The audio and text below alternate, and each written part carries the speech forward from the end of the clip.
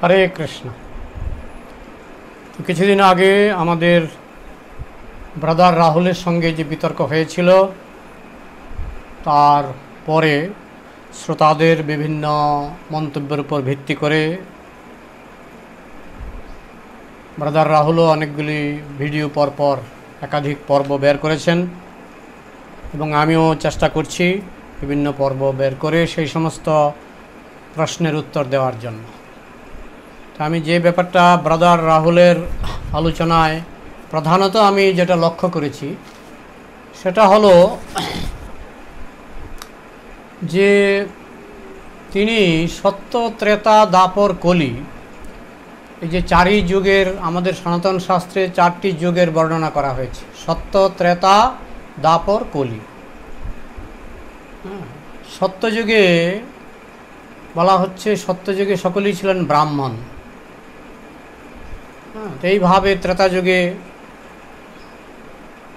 সেই গুণ কিছুটা কমে আসলো, সত্য, ত্রেতা, দ্বাপর যুগে আরও কমে আসলো, কলিযুগে কমতে কমতে বলা হয়েছে কলৌ যুগে ভবিষ্যন্তি ব্রাহ্মণা শূদ্রধর্মিণ, পদ্মপুরাণে ক্রিয়াযোগসার 17 অধ্যায়। 17 অধ্যায়। কলৌ যুগে ভবিষ্যন্তি ব্রাহ্মণা শূদ্রধর্মিণ, কলিযুগে ব্রাহ্মণগণ শূদ্র হয়ে যাবে। এখন তিনি একটি দৃষ্টান্ত দিয়েছেন, মাতাঙ্গ ঋষির দৃষ্টান্ত। মাতাঙ্গ তিনি শূদ্র ছিলেন, জন্মসূত্রে শূদ্র ছিলেন, তো তিনি 1000 বছর তপস্যা করেছেন। মহাভারত আপনারা দেখছেন, আমার সামনে মহাভারত আছে, এটা অনুশাসন পর্ব। এখানে আমার 38তম খণ্ডটা আছে। তো মহাভারতে একটা ঘটনা বর্ণনা আছে। একজন মাতঙ্গ, একজন চণ্ডাল ছিলেন। তো মাতঙ্গ তার মধ্যে ব্রহ্মগুণ সম্পন্ন ছিল এবং তিনি চণ্ডাল হওয়ার কারণে তিনি দেবেন্দ্রকে তিনি বলেন যে তিনি ব্রহ্মত্ব লাভ করবেন। এই জন্য সে কঠোর তপস্যা করে। একদিন নয়, এক সপ্তাহ নয়, এক মাস নয়, 1 বছর নয়, 10 বছর নয়, 100 বছর নয়। মহাভারত অনুশাসন পর্ব 27 নম্বর অধ্যায়, মানে 27 নম্বর স্বর্গ, 28 নম্বর স্বর্গ এবং 29তম স্বর্গ, কালী প্রসন্নের মহাভারত যেটা আছে আপনারা বের করে সকলে পড়তে পারেন। অনেক ডিটেল লম্বা ঘটনা, 3টে স্বর্গ মিলে ঘটনাটাকে বর্ণনা করা হয়েছে। তাই বিস্তারিত না বলে আমি সারসংক্ষেপ শুধুমাত্র বলি যারা ব্যাকগ্রাউন্ডটা জানেন না। তো 1000 বছর তপস্যা করেছিল, তারপরেও সে মাতঙ্গ সে ব্রাহ্মণত্ব লাভ করতে পারে নাই। প্রশ্ন হলো, আমরা বাঁচি মাত্র 100 বছর, কলিযুগে আমাদের আয়ুষ্কাল বড়জোর 100 বছর, যে একটা ব্যতিক্রম ছাড়া 80 বছর, 70 বছর এরকমই আমাদের গড় আয়ু। তখন আমরা 1000 বছর তপস্যা করব কি করে? ব্রাদার রাহুল মাতাঙ্গ বলে একজনের দৃষ্টান্ত দিয়েছেন, যিনি শূদ্র থেকে ব্রাহ্মণ হওয়ার চেষ্টা করেছিলেন এবং সেই চেষ্টায় তিনি ব্যর্থ হয়েছিলেন। বিশ্বামিত্র মুনি ব্যর্থ হননি, বিশ্বামিত্র মুনি পাশ করেছিলেন, মাতাঙ্গ ফেল করেছিলেন। তো পাশ ফেল তো থাকবেই, সবাইকে চেষ্টা করলে পরীক্ষায় পাশ করে নাকি? পাশ করে না। সত্যযুগে মানুষের আয়ু ছিল 1 লক্ষ বছর। তখন মানুষের জন্য যুগধর্ম আলাদা ছিল, যুগ অবতার আলাদা ছিল। ত্রেতাযুগে মানুষের আয়ু ছিল 10,000 বছর। তখন মানুষের যুগধর্ম আলাদা ছিল, যুগ অবতার আলাদা ছিল। দ্বাপর যুগে মানুষের আয়ু ছিল 1000 বছর। তখন মানুষের যুগধর্ম আলাদা ছিল, যুগ অবতার আলাদা ছিল। কলিযুগে মানুষের আয়ু বড়জোর 100 বছর। তাই কলিযুগের যুগাবতার চৈতন্য মহাপ্রভু এবং কলিযুগের যুগধর্ম হরিনাম সংকীর্তন।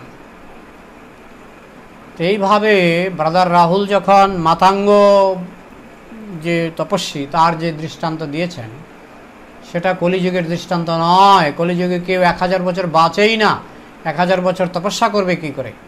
মাতাঙ্গ 1000 বছর তপস্যা করেছিলেন, তার মানে এটা পরিষ্কার, এটা কলিযুগের জন্য নয়। সে আমাদের কলিযুগের ধর্ম আলোচনা করতে হবে কলিযুগের যুগবতার শ্রী চৈতন্য মহাপ্রভুর নির্দেশ অনুসারে। আর আমি শাস্ত্র থেকে যে সমস্ত দৃষ্টান্তগুলি, যে সমস্ত শ্লোকগুলি বলছি সেগুলি কলিযুগের মানুষের জন্য প্রযোজ্য। ব্রাদার রাহুল সেই সমস্ত শ্লোক স্পর্শই করছেন না। আমি গীতা থেকে বলেছি, চাতুর্বর্ণং ময়া সৃষ্ট গুণকর্ম বিভাগস। ব্রাদার রাহুল কেন যে এই শ্লোকটি স্পর্শ করতে ভয় পাচ্ছেন আমি বুঝতে পারছি না। ভাগবত থেকে দৃষ্টান্ত দিয়েছি যে যস্য জল লক্ষণং প্রোক্তং পুংসবর্ণ অভিব্যঞ্জকম অন্যত্রপি যদন্যত্রপি দৃশ্যেত তত্ত্বনিব বিনির্দিশেত। ভাগবতের 7:11-35 সপ্তম স্কন্দের 11 নম্বর অধ্যায়ের 35 নম্বর শ্লোক, যেখানে পরিষ্কারভাবে বলা হয়েছে যে বর্ণাশ্রমের লক্ষণ, ব্রাহ্মণের লক্ষণ যদি ক্ষত্রিয়ের মধ্যে দেখা যায়, ক্ষত্রিয়ের লক্ষণ যদি ব্রাহ্মণের মধ্যে দেখা যায়, যে কোনো বর্ণের লক্ষণ যদি যে কোনো বর্ণে দেখা যায়, তাহলে তাকে সেই বর্ণের পরিচয়ে তাকে পরিচয় দিতে হবে। তো সেটা যে ব্রাদার রাহুল সেই শ্লোকগুলি যে কেন স্পর্শ করছেন না, কোন ভয়ে তিনি সেই শ্লোকগুলি স্পর্শ করছে না? তিনি ওই সত্যযুগের শ্লোক, সত্যযুগে মানুষ 1 লক্ষ বছর বাঁচত, ত্রেতা যুগে 10,000 বছর বেঁচে থাকত, তো তখন মানুষ 1,000 বছর 60,000 বছর তপস্যা করতে পারত। মাতাঙ্গ 1,000 বছর তপস্যা করেছিল, এখন কলিযুগের মানুষকে 1,000 বছর তপস্যা করতে পারবে সেটা কিন্তু তিনি নীরব, সেই সম্পর্কে তিনি নীরব। অর্থাৎ তিনি বুঝতেই পারছেন না যে মাতাঙ্গ যে তপস্বী, তিনি ব্রাহ্মণ হওয়ার চেষ্টা করেছিলেন, তো সেটা অন্য যুগের, সেটা কলিযুগের জন্য নয়। এই জন্যই বলা হচ্ছে সনাতন শাস্ত্র বুঝতে হবে। তদ্বিদ্ধি প্রণিপাতেন পরিপ্রশ্নন সেবয়া উপদেক্ষন্তিতে জ্ঞানম জ্ঞানীন তত্ত্বদর্শিন। তত্ত্বদর্শীর কাছ থেকে, তত্ত্বদর্শীকে প্রণাম করে, তত্ত্বদর্শীকে সেবা যত্ন করে, বিনীতভাবে প্রশ্ন করে তত্ত্বদর্শীর কাছ থেকে আমাদের দিব্য জ্ঞান অর্জন করতে হবে। কারণ তত্ত্বদর্শী জানে কলিযুগের যুগবতার কে, কলিযুগের যুগধর্ম কী, সত্যযুগের যুগবতার কে, সত্যযুগের যুগধর্ম কী। কৃতেযধ্যায়ত বিষ্ণু, সত্যযুগে বিষ্ণুর ধ্যান, কারণ সত্যযুগে মানুষের সেই যোগ্যতা ছিল। কৃতেযধ্যায়ত বিষ্ণুম ত্রেতায়াম যজতমকই, ত্রেতা যুগে যাগযজ্ঞ, দাপরে পরিচর্যাং, দাপর যুগে বিগ্রহ অর্চন, কলৌ তদ হরিকীর্তনাথ, কলিযুগে হরিসংকীর্তন, হরিনাম সংকীর্তন, যেটা চৈতন্য মহাপ্রভু প্রচার করেছেন। যাই হোক, এখন বলা হচ্ছে যেমন ভগবদ্গীতাতেও কৃষ্ণ বলছেন যে ত্রৈগুণ্য বিষয়া বেদা নিস্ত্রৈগুণ্য ভবার্জুন, নির্দ্বন্দ্ব নিত্য সত্যস্থ নিরিগক্ষেম আত্মবান। ত্রৈগুণ্য বিষয়া বেদা নিস্ত্রৈগুণ্য ভবার্জুন, যে বেদে 3 গুণের কথা আছে, সত্যগুণ, রজগুণ এবং তমগুণ। এখন ব্রাহ্মণ, ক্ষত্রিয়, বৈশ্য, শূদ্র এগুলি হচ্ছে সত্যগুণ, রজগুণ এবং তমগুণের, তারা এই 3 গুণের অধীন। ব্রাহ্মণ হচ্ছে সত্যগুণের অধীন, ক্ষত্রিয় হচ্ছে প্রধানত রজগুণের অধীন, বৈশ্য হচ্ছে প্রধানত রজগুণ এবং তমগুণের অধীন, এবং শূদ্র হচ্ছে প্রধানত তমগুণের অধীন। তো এখন এই যে ত্রৈগুণ্য বিষয়া বেদা নিস্ত্রৈগুণ্য ভবার্জুন, কৃষ্ণ বলছেন হে অর্জুন, তুমি 3 গুণের ঊর্ধ্বে উঠো। 3 গুণের ঊর্ধ্বে উঠো মানে ব্রাহ্মণ, ক্ষত্রিয়, বৈশ্য, শূদ্রের উপরে উঠে যাও। কারণ ব্রাহ্মণ, ক্ষত্রিয়, বৈশ্য, শূদ্র এরা 3 গুণের অধীন, এবং কৃষ্ণ বলছেন ত্রৈগুণ্য বিষয়া বেদা, এমনকি বেদ শাস্ত্র 3 গুণের অধীন। নৈস্ত্রৈগুণ্য ভবার্জুন, হে অর্জুন তুমি 3 গুণের উপরে উঠে যাও। তো এখন 3 গুণের উপরে উঠে যাও মানে কি? 3 গুণের উপরে উঠে যাও মানে তুমি বৈষ্ণব হয়ে যাও। তো বৈষ্ণব ধর্ম 3 গুণের উপরে, অর্থাৎ ব্রাহ্মণের উপরে, ক্ষত্রিয়ের উপরে, বৈশ্যের উপরে এবং শূদ্রের উপরে। তাহলে ব্রাদার রাহুল তিনি যে সমস্ত ব্রাহ্মণ, ক্ষত্রিয়, বৈশ্য, শূদ্র সেগুলি তো 3 গুণের অধীন, আর বৈষ্ণব ধর্ম হচ্ছে 3 গুণের উপরে। ত্রৈগুণ্য বিষয়া বেদা নিস্ত্রৈগুণ্য ভবার্জুন, হে অর্জুন তুমি 3 গুণের উপরে উঠে যাও। এখন 3 গুণের উপরে মানে বেদের উপরে। ত্রৈগুণ্য বিষয়া বেদা নিস্ত্রৈগুণ্য ভবার্জুন। তুমি 3 গুণের উপরে উঠে যাও, বেদের উপরে উঠে যাও। বেদের উপরে হচ্ছে বৈষ্ণব ধর্ম। তো যাই হোক, আমি বিভিন্ন আরও কিছু শ্লোক আমি দিচ্ছি, কিন্তু ব্রাদার রাহুলকে আমার একটাই অনুরোধ যে ব্রাদার রাহুল যেন টু দ্য পয়েন্ট আলোচনা করেন, অর্থাৎ আমি যে শ্লোকগুলি দিয়েছি সেই শ্লোকগুলিকে স্পর্শ করেন। তিনি অন্য জায়গা থেকে শ্লোক আনছেন, কারণ আমার শ্লোকগুলিকে তিনি স্পর্শ করতে পারছেন না। তাই আমি আবার কিছু নতুন শ্লোক দিচ্ছি। মহাভারতের শৈল্য পর্ব 188 অধ্যায়ের 10 নম্বর শ্লোক। ন বিশেষ অস্তি বর্ণনাং সর্বং ব্রাহ্মমিদং জগৎ ব্রহ্মণা পূর্বসৃষ্টং হি কর্মভীর বর্ণতাঙ্গতাম। ভৃগুমুনি কহিলেন, ভৃগুমুনি বললেন, ব্রাহ্মণাদি বর্ণসমূহের কোনো প্রকার পার্থক্য নাই। পূর্বে ব্রহ্মা কর্তৃক সৃষ্ট সমগ্র জগৎ ব্রাহ্মণময় ছিল সত্যযুগে, পরে কর্ম দ্বারা বিভিন্ন বর্ণ সংজ্ঞা লাভ করিয়াছে। পূর্বে ব্রহ্মা যখন সৃষ্টি করেছিলেন তখন সমগ্র সৃষ্টিতেই ব্রাহ্মণ ছিল, পরে কর্ম দ্বারা বিভিন্ন বর্ণ অর্থাৎ ক্ষত্রিয় বৈশ্য শূদ্র বিভিন্ন বর্ণ লাভ করেছেন কর্ম দ্বারা। সেটা মহাভারতের শৈল্য পর্বের 188 অধ্যায়ের 10 নম্বর শ্লোক। পদ্মপুরাণে ক্রিয়াযোগ সারের 17 অধ্যায়ে বলা হয়েছে, কলৌ যুগে ভবিষ্যন্তি ব্রাহ্মণা শূদ্র ধর্মিণা। কলিযুগে ব্রাহ্মণরা শূদ্র হয়ে যাবে। রাক্ষসা কলিমাশ্রিত জায়ন্তে ব্রহ্মযোনিষু উৎপন্না ব্রাহ্মণকুলে বাঁধন্তে শ্রোত্রিয়ান কৃষাণ।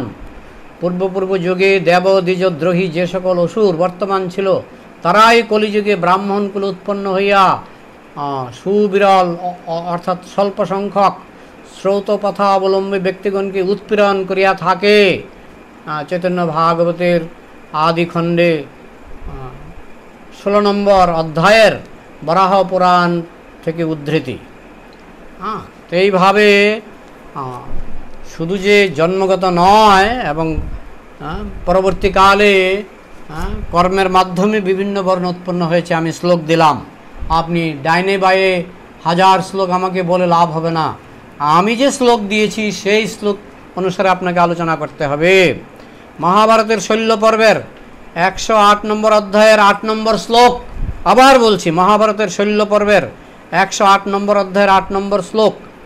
শূদ্রে চৈতদ ভবের লক্ষণং দ্বিজে তচ্চ ন বিদ্যতে নবৈ শূদ্র ভবের শূদ্র ব্রাহ্মণ নচ। শূদ্রে যদি ব্রাহ্মণের লক্ষণ দেখা যায় এবং ব্রাহ্মণে যদি শূদ্র লক্ষণ উপলব্ধ হয়, তাহা হইলে শূদ্রকে শূদ্র বলা যাবে না, ব্রাহ্মণকে ব্রাহ্মণ বলা যাবে না। মহাভারতের শৈল্য পর্বের 108 নম্বর অধ্যায়ের 8 নম্বর শ্লোক। ভাগবতের এই শ্লোকটি আমি আগেও বলেছি, আপনি এখনও এই শ্লোকটিকে কেন যে স্পর্শ করছেন না, কোন আতঙ্কে কোন ভয়ে আপনি এই শ্লোকটি স্পর্শ করছেন না? ভাগবতের 7ম স্কন্ধের 11 অধ্যায়ের 35 নম্বর শ্লোক। যস্য জল্লক্ষণং প্রোক্তং পুংসবর্ণ অভিব্যঞ্জকম যদ অন্যত্রাপি দৃশ্যেত তত্ত্বনৈব বিনির্দিশাৎ। মনুষ্যগণের বর্ণ অভিব্যঞ্জক যে সকল লক্ষণ কথিত হইল, সেই লক্ষণ যে স্থানে লক্ষিত হইবে সেই বর্ণতে তাহাকে নির্দেশ করিতে হইবে, কেবল জন্মের দ্বারা বর্ণ নিরূপিত হইবে না। এই শ্লোকটি আপনি স্পর্শ করতে ভয় পাচ্ছেন। এইরকম বহু শ্লোক আছে মহাভারতের বনপর্বের 180 নম্বর অধ্যায়ের 23 থেকে 26 নম্বর শ্লোক দেখবেন। এবঞ্চ সত্তাদিকং যদি শূদ্রপস্তি তর্হি সোপি ব্রাহ্মণ এব স্যাৎ। শূদ্র লক্ষ্য কামাদিকং ন ব্রাহ্মণে অস্তি নাপি ব্রাহ্মণ লক্ষণ সমাদিকং শূদ্রে অস্তি। শূদ্র অপি সমাদুপ্যেত ব্রাহ্মণ এব ব্রাহ্মণোপি কামাদুপ্যেত শূদ্র এব। অর্থাৎ সত্যাদি লক্ষণ যদি শূদ্রেও থাকে, তাহা হইলে তিনিও নিশ্চয়ই ব্রাহ্মণ মধ্যে পরিগণিত হইবেন।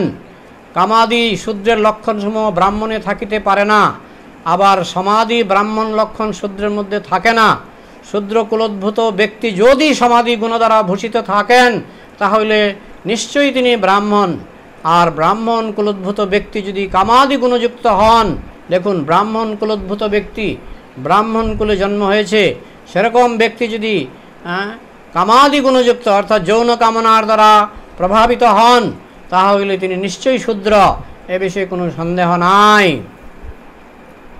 শ্রীমদ্ ভাগবতের সপ্তম স্কন্ধের 11 নম্বর অধ্যায়ের 35 নম্বর শ্লোকের টিকায় সেখানে বলা হয়েছে যে সমাধিরেব ব্রহ্মণাদি ব্যবহার মুখ্য ন জাতিমাত্রং যদি অন্যত্র বর্ণান্তরেপি দৃশ্যত তদ্বর্ণান্তরং তেনৈব লক্ষণ নিমিত্তই নৈব বর্ণেন বিনির্দিশেত ন তু জাতি নিমিত্ত অর্থে। সমাধিগুণ দর্শন দ্বারা ব্রাহ্মণাদি বর্ণ স্থির করাই প্রধান ব্যবহার। সাধারণত জাতি দ্বারা যে ব্রাহ্মণত্ব নিরূপিত হয় কেবল তাহাই নিয়ম নহে, ইহা প্রতিপাদন করিবার জন্য জ্যেষ্ঠ যে লক্ষণং প্রক্তং ভাগবতের শ্লোক আছে। এবং এইভাবে আমরা যেমন মহাভারত থেকে দেখালাম, আবার মহাত্মা সাধুদের মন্তব্য টিকা, এখন আমরা কি ব্রাদার রাহুলের টিকা থেকে শ্রবণ করব, না এই যে মহাত্মারা যে টিকা দিয়ে গেছেন সেগুলি শ্রবণ করব। এছাড়া বলে না টিকা নয়, আমরা অরিজিনাল শ্লোক চাই।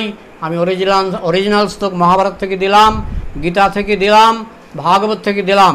এখন যদি শুনতে না পান, আমি বলবো প্রফেসর, আপনি বলবেন পেপেচুর, শুনতে না পেলে তো হবে না। গল্প আছে যে দুইজন মহিলা কানে শুনতো না, তো একজন বলছে প্রফেসর, আমার ছেলে প্রফেসর। তো আরেক মহিলা সে কানে শোনে না, বলছে তো তোমার ছেলে পেপেচোর, পেপে চুরি করে। তো কানে না শুনলে আমি কি করব? আমি তো শ্লোক দিচ্ছি একের পর এক। আমি আরও শ্লোক দিচ্ছি।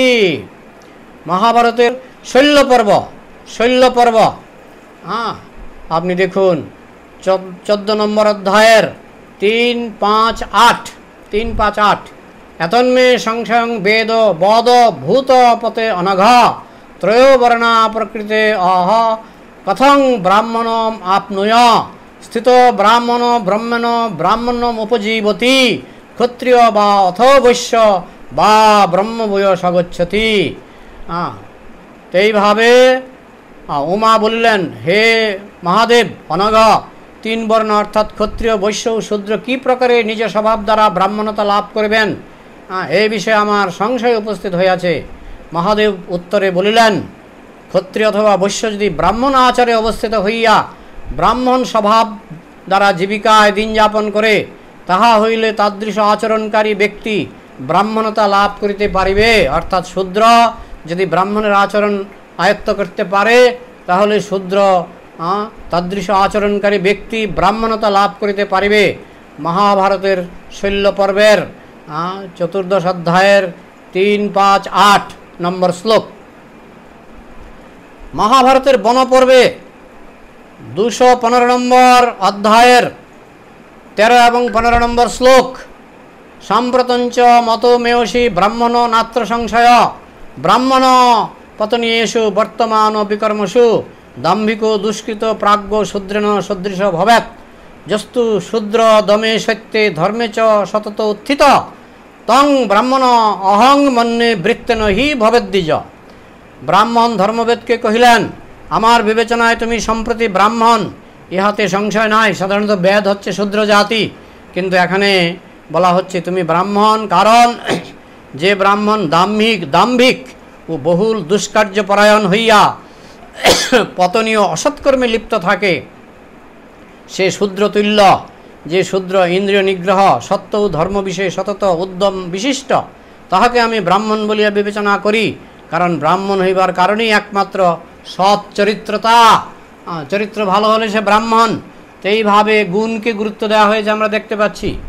মহাভারতের শৈল্য পর্বের 188 অধ্যায়ের 13 নম্বর শ্লোক এবং 189 অধ্যায়ের 7 নম্বর শ্লোক, সেখানেও দেখুন বলা হয়েছে, হিংসা অনৃত প্রিয়া লব্ধা সর্বকর্ম উপজীবিনা কৃষ্ণা শৌচ পরিভ্রষ্টাস্তে দ্বিজা শূদ্রতাঙ্গতা সর্বভৈক্য হরতি নৃত্যং সর্বকর্ম কর শৌচি ত্যক্ত বেদশ্চ অনাচার সবই শূদ্র ইতি স্মৃত।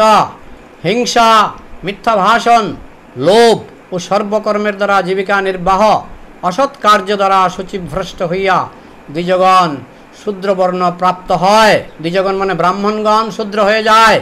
যে ব্যক্তি সকল দ্রব্য ভোজনের অতি বিশিষ্ট, সকল কর্মকারী, অসুচি, ত্যক্ত বেদধর্ম ও অনাচারী, সেই ব্যক্তি শূদ্র বলিয়া কথিত হয়। এখানেও গুণকে প্রাধান্য দেওয়া হলো এবং কি করে ব্রাহ্মণ হয়েও শূদ্র হয়ে যায় সে কথা পরিষ্কার রূপে বলা হলো। মহাভারতের বনপর্বের 180 নম্বর অধ্যায়ের 26 নম্বর শ্লোক, সেখানে বলা হয়েছে যত্রৈতল লক্ষ্যতে সর্প বৃত্তংশ ব্রাহ্মণ স্মৃত যত্রৈতন্ন ভবেৎ সর্প তং শূদ্রমিতি নির্দিশেত। হে সর্প, যাহার ব্রাহ্মণ স্বভাব দেখা যাইবে তিনি ব্রাহ্মণ বলিয়া কথিত, ব্রাহ্মণ স্বভাব না থাকিলে তিনি শূদ্র। তো এইভাবে তো আমি তো টু দ্য পয়েন্ট শ্লোকের পর শ্লোক দিচ্ছি, কিন্তু আমি বলছি প্রফেসর, উনি বলছেন প্যাপেচুর। তো কি করে হবে? আমার টু দ্য পয়েন্ট শ্লোকগুলি স্পর্শ করুন, যে শ্লোকগুলি আমি দিচ্ছি সেই শ্লোকগুলি স্পর্শ করুন। আপনি সেই শ্লোকগুলি স্পর্শ করতে ভয় পাচ্ছেন কেন? আপনি হরিভক্তি বিলাস উদ্ধৃতি দিয়েছিলেন, আমাদের যেদিন বিতর্ক হয়েছিল সেদিন হরিভক্তি বিলাস থেকে উদ্ধৃতি দিয়েছিলেন। এবার আমি হরিভক্তি বিলাস থেকেই বলছি। অশুদ্ধা শূদ্রকল্পা হি ব্রাহ্মণা কলি সম্ভবা তেষাম আগম মার্গেন শুদ্ধির্ন শ্রৌতবর্তমনা। কলিতে অর্থাৎ কলিযুগে বিবাদ তর্কে কুতর্কে শক্র ব্রাহ্মণগণের শুদ্ধতা নাই, তাহারা শূদ্র সদৃশ মাত্র, তাহাদের বৈদিক কর্ম অনুষ্ঠান মার্গে নির্মলতা নাই, তাই পঞ্চরাত্রিক বিধানেই তাহাদের শুদ্ধি সম্ভব। তো এখনও অশুদ্ধা শূদ্রকল্পা, ব্রাহ্মণরা শূদ্রের মতো, এটা হরিভক্তি বিলাসে বলা হয়েছে। মহাভারতের অনুশাসন পর্বের 143 নম্বর অধ্যায়ের 46 নম্বর শ্লোক, এতই কর্মফলের দেবী নন জাতি কুলোদ্ভব শূদ্র অপি আগম সম্পন্ন দ্বিজ ভবতি সংস্কৃত। হে দেবী, নিম্নকুল উদ্ভূত শূদ্র, নিম্ন জনিজাত শূদ্র, এই সকল কর্মফল দ্বারা আগম সম্পন্ন অর্থাৎ পঞ্চরাত্রিক বিধান অনুসারে দীক্ষিত হইয়া দ্বিজত্ব সংস্কার লাভ করে অর্থাৎ ব্রাহ্মণ হয়ে যায়। এটা মহাভারতের অনুশাসন পর্বের 143 নম্বর অধ্যায়ের 46 নম্বর শ্লোক। কোনো অস্পষ্টতা নেই, কোনো অস্পষ্টতা নেই। তারপর আবার দেখুন মহাভারতের অনুশাসন পর্বের 143 নম্বর অধ্যায়ের 50 এবং 51 নম্বর শ্লোক। সর্ব অয়ং ব্রাহ্মণ, যেখানে উপর থেকে আছে ন জনের নাপি সংস্কার ন শ্রুতং ন চ সন্ততি কারণানি দ্বিজত্বস্য বৃত্তমেব তু কারণম সর্বয়ং ব্রাহ্মণ লোকে বৃত্তেন তু বিধীয়তে বৃত্তে স্থিতস্তু শূদ্র অপি ব্রাহ্মণত্বং নিজচ্ছতি। অর্থাৎ জন্ম, সংস্কার, বেদোধ্যয়ন বা সন্ততি কোনোটি ব্রাহ্মণত্বের কারণ নয়, একমাত্র স্বভাবই কারণ। বর্ণ অভিব্যঞ্জক স্বভাবে প্রতিষ্ঠিত হইলে শূদ্র ব্রাহ্মণত্ব প্রাপ্ত হয়, স্পষ্টতার কোনো অভাব নাই। এবার কানে না শুনলে আমি কি বলবো? এরকম শ্লোকের পর শ্লোক দিতে দিতে আমার এরকম এক ভিডিওতে হবে না। হরিভক্তি বিলাসে বলা হচ্ছে ন শূদ্র ভগবত ভক্তাস্তে তু ভাগবত মতা সর্ববর্ণেষু তে শূদ্রা যেন ভক্তা জনার্দনে। ভগবত ভক্তিপরায়ণ ব্যক্তিগণ কখনো শূদ্র বলিয়া কথিত নন, তাহাদিগকে ভাগবত বলিয়াই কীর্তন করা যায়। কৃষ্ণের প্রতি ভক্তি না থাকিলে যে কোনো জাতি হোক না কেন তাকে শূদ্র বলেই গণনা করতে হবে। হরিভক্তি বিলাস 10ম বিবৃতি, ধৃত পদ্মবাক্য। ব্রহ্মণত্বং ন জানাতি ব্রহ্মসূত্র ন গর্বিত তনৈব সচ পাপেন বিপ্র পদরুদারিত। অত্রি সংহিতা 372 নম্বর শ্লোক। যে ব্রাহ্মণ কুলোদ্ভূত ব্যক্তি বেদ বা ভগবত তত্ত্ব বিষয়ে অনভিজ্ঞ থাকিয়া কেবলমাত্র যজ্ঞ উপবীতের মানে পৈতা বলে অতিশয় গর্ব প্রকাশ করে, সেই পাপে সেই ব্রাহ্মণ পশু বলিয়া খ্যাত হয়। অর্থাৎ অনুকরণ বা ঢং ব্রাহ্মণতা নয়, যারা ব্রাহ্মণের অনুসরণ করে তারাই ব্রাহ্মণ। যথা কাষ্ঠময় হস্তি যথা চর্মময় মৃগ যশ্চ বিপ্র অনধিয়া নাম স্তয়স্ত্রে নাম বিভ্রতি স্তয়স্তে নাম বিভ্রতি। কাঠের দ্বারা নির্মিত হাতি, চামড়ার দ্বারা নির্মিত হরিণ এবং বেদ অধ্যয়নহীন ব্রাহ্মণও একই রকম। এরা মাত্র নামে মাত্রই ব্রাহ্মণ, বেদপাঠ বর্জনকারী দ্বিজের জীবিত অবস্থাতেই সব অংশে শূদ্রত্ব প্রাপ্তি হয়। বেদপাঠহীনের পুত্র পুত্রাদির উপনয়ন নিষিদ্ধ। তো এখনও গুণের কথাই বলা হচ্ছে। যে অনধিত্য দ্বিজ বেদ মন্যত্র কুরুতে শ্রমম, এগুলি মনুসংহিতা থেকে। মনুসংহিতার যেটা বললাম এটা হলো মনুসংহিতার দ্বিতীয় অধ্যায়ের 157 নম্বর শ্লোক। তারপরে দেখুন মনুসংহিতার দ্বিতীয় অধ্যায়ের 168 নম্বর শ্লোক, যে অনধিত্য দ্বিজ বেদ মন্যত্র কুরুতে শ্রমম স জীবন্নেব শূদ্রত্ব আশু গচ্ছতি সান্নয়। যে দ্বিজ বেদোধ্যয়ন না করিয়া, অর্থাৎ ব্রহ্মজ্ঞ হইবার চেষ্টা না করিয়া অন্য বিষয়ে লাভ পূজা প্রতিষ্ঠা ইত্যাদি ভগবদীতর মানে ভগবানের থেকে ভগবানকে বাদ দিয়ে বিভিন্ন পণ্ডশ্রম স্বীকার করেন, তিনি তার জীবিত অবস্থাতেই সবংশী শূদ্রত্ব প্রাপ্ত হন। মৃত্যুর জন্য অপেক্ষা করতে হয় না, পুনর্জন্মের জন্য অপেক্ষা করতে হয় না। তিনি জীবদ্দশায় জীবন্নেব শূদ্রত্ব আশু গচ্ছতি সান্নয়, তিনি তার জীবিত অবস্থাতেই সবংশে শূদ্রত্ব প্রাপ্ত হন। তো এইভাবে কত আর অনেক রয়ে গেছে শ্লোক। শ্লোকের অভাব নেই, কিন্তু হয়তো একটি পর্বে সম্ভব নয়। বিষ্ণুর অয়ং যত হিয়াশিস তস্মাৎ বৈষ্ণব উচ্যতে সর্বসাং চৈব বর্ণনাং বৈষ্ণব শ্রেষ্ঠ উচ্যতে। পদ্ম উত্তরাখণ্ডে 29 নম্বর অধ্যায়। বিষ্ণু সম্বন্ধে বলিয়া বৈষ্ণব কৃষ্ণ ভক্ত নামে অবহিত হন, এবং সকল বর্ণের মধ্যেই বৈষ্ণব সর্বশ্রেষ্ঠ বলিয়া উক্ত হইয়াছে, অর্থাৎ বৈষ্ণব ব্রাহ্মণের উপরে। সকৃত প্রণামী কৃষ্ণস্য মাতুস্তন্য পিবন্ন হি হরিপদে মন যেষাং তেব্য নিত্যং নমো নম পুক্কস্য সপচ বাপি যে চান্নে ম্লেচ্ছ জাতয় তেদপি বন্দা মহাভাগো হরিপাদৈক সেবকা। যিনি শ্রীকৃষ্ণকে একবার মাত্র সর্ব অহংকার পরিত্যাগ করিয়া প্রণাম করিয়াছেন, তাকে আর মাতৃস্তন্য পান করতে হয় না। হরিপদে যার মতি, তাদেরকে নিত্য পুনঃ পুনঃ নমস্কার করি।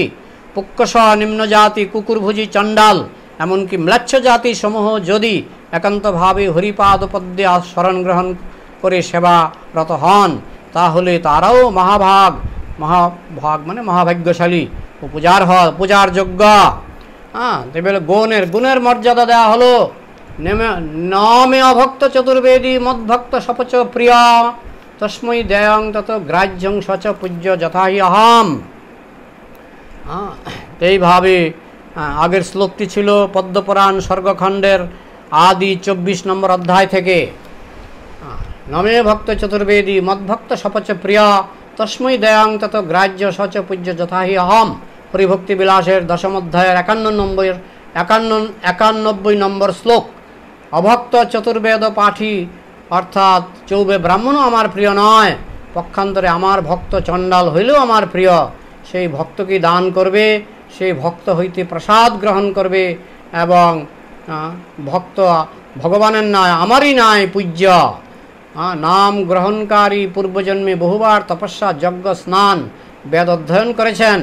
অহবত সপচত গরিয়ান যজ্জিহ্বাগ্রে বর্ততে নামতুভ্যম তপুস্তুপুস্তে জুহুবু শস্নরারিয়া ব্রহ্মানুচরনাম গৃণন্তি যেতে। ওহো, নাম গ্রহণকারী পুরুষের শ্রেষ্ঠতার কথা আর কি বলবো।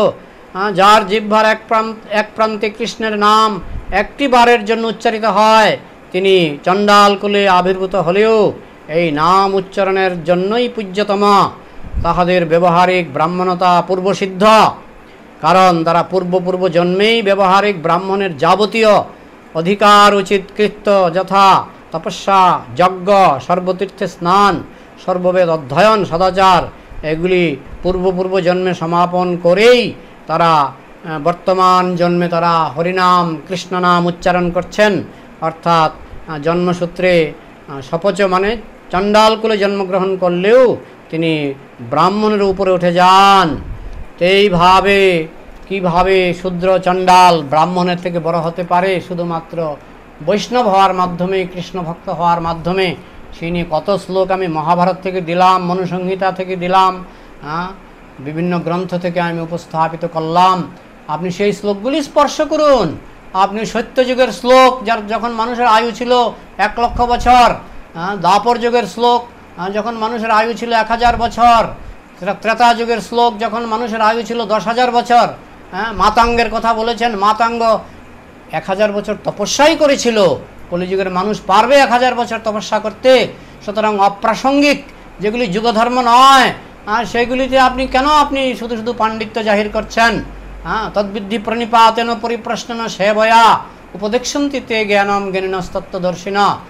তত্ত্বদর্শী ব্যক্তির কাছ থেকে বিনীতভাবে প্রণামের মাধ্যমে, সেবার মাধ্যমে সত্যিকারের সিদ্ধান্ত আয়ত্ত করতে হয়। আর সবচেয়ে বড় কথা হলো, আপনি কোরআনের অনুগামী। কোরআনে তো এইভাবে জন্মগত জাতিভেদ মানে না। তো জন্মগত জাতিভেদ নিয়ে আপনি যে শ্লোকগুলি বলছেন, সেগুলিতে আপনার তো কোনো লাভ হচ্ছে না, বরং বৈষ্ণব ধর্মের সঙ্গে আপনার কোরআনের মিল আছে। হ্যাঁ, বৈষ্ণব ধর্মে বলা হচ্ছে, যারা ভগবানে ভক্তি করেন, আমরা কৃষ্ণকে ভগবান বলে মানি, তারা ব্রাহ্মণের উপরে, এবং তারা জন্মগত জাতিভেদ মানেন না। এবং জন্মগত জাতিভেদ যে সিদ্ধ নয়, সেটা যে গুণ এবং কর্মগত, সেই নিয়ে আমি অনেক শ্লোক দিয়েছি। আজকে আমি যে সমস্ত শ্লোকগুলি দিয়েছি, সেগুলি যদি টু দ্য পয়েন্ট স্পর্শ করেন, আপনি ভয় পেয়ে যদি স্পর্শ না করেন, না আমি এই শ্লোকগুলি স্পর্শ করব না, আমি সত্যযুগের শ্লোক স্পর্শ করব, ত্রেতা যুগের শ্লোক স্পর্শ করব, মায়াবাদী শ্লোক স্পর্শ করব, আপনি আমাদের বৈষ্ণব সম্প্রদায়ের আচার্যবর্গ বলে না বৈষ্ণব সম্প্রদায় মহাভারত মানে না, তা তো নয়। এই সমস্ত শ্লোকগুলি আমি মহাভারত থেকে দিয়েছি, হরিভক্তি বিলাস থেকে দিয়েছি, মহাভারত থেকে দিয়েছি, মনুসংহিতা থেকে দিয়েছি। তো আপনি সেই শ্লোকগুলিকে স্পর্শ করছেন না কেন? হ্যাঁ, আপনি যেই শ্লোকগুলি স্পর্শ করছেন, সেগুলি বৈষ্ণব ধর্মের নিচে। বলাই হচ্ছে ত্রৈগুণ্য বিষয়বাদা নিস্ত্রৈগুণ্য ভবার জন্য। গীতাতে কৃষ্ণ বলেছেন যে ব্রাহ্মণ, ক্ষত্রিয়, বৈশ্য, শূদ্র এসব 3 গুণের ব্যাপার, 3 গুণের ব্যাপার, সত্য রজ তম গুণ। আর বৈষ্ণব হচ্ছে 3 গুণের ঊর্ধ্বে। নিস্ত্রৈগুণ্য ভবার জন্য, হে অর্জুন, তুমি 3 গুণের উপরে উঠে যাও। তো 3 গুণের উপরে না উঠলে আপনি পিএইচডি লেভেল বুঝবেন কি করে? নার্সারি লেভেল দিয়ে পিএইচডি লেভেলের আপনার আলোচনা আপনি বুঝতে পারবেন না। আপনাকে আগে 3 গুণের ঊর্ধ্বে উঠতে হবে, তাহলে আপনি বুঝবেন বৈষ্ণবেরা এই চতুর্বর্ণের ঊর্ধ্বে, চতুর্বর্ণের ঊর্ধ্বে। হ্যাঁ, বৈষ্ণব তিনি ব্রাহ্মণের ঊর্ধ্বে, ক্ষত্রিয়ের ঊর্ধ্বে, বৈশ্যের ঊর্ধ্বে, শূদ্রের ঊর্ধ্বে। হ্যাঁ, এবং যে কেউ বৈষ্ণব হতে পারে। আমি আজকে অনেক শ্লোক দিলাম। এবার আপনি সেই শ্লোকগুলি যদি না মানেন, তাতে আমাদের কিছু আসে যায় না, কারণ আমরা তত্ত্বজ্ঞ ঋষির কাছ থেকে এই সমস্ত শিক্ষা আমরা পাচ্ছি। আমরা তত্ত্বজ্ঞ ঋষির কথাই শুনব, কিছু মনে কষ্ট পাবেন না, আমরা ব্রাদার রাহুলের কথা শুনবো না। কারণ আমাদের কাছে তত্ত্বজ্ঞ ঋষি রয়েছেন, তাদেরকে প্রণাম করে, তাদের চরণজল পান করে, তাদের পূজা করে, তাদের সেবা করে আমরা তাদের কাছ থেকে শিক্ষা গ্রহণ করব। কুতর্কের জগতে আমরা কুতর্কের মাধ্যমে আমরা যারা তত্ত্বজ্ঞ নয়, তাদের কাছ থেকে আমরা সিদ্ধান্ত নিতে চাই না। আর যারা মন্তব্য করছেন, বিচারকের ভূমিকা স্বঘোষিত বিচারক, দেখলাম কত স্বঘোষিত বিচারক, ওই স্বঘোষিত বিচারকের কাছ থেকেও আমরা সিদ্ধান্ত নেব না। আমাদের ইস্কনে এবং আমাদের পরম্পরায় হাজার হাজার শুদ্ধ বিচারক রয়েছেন, তাদের বিচারধারা অনুসারে আমরা এই জন্মগত জাতি আমরা মানি না। আমরা শ্লোকও দেখালাম, এখন আপনি কানে না শুনলে আমি কি করব? হরে কৃষ্ণ।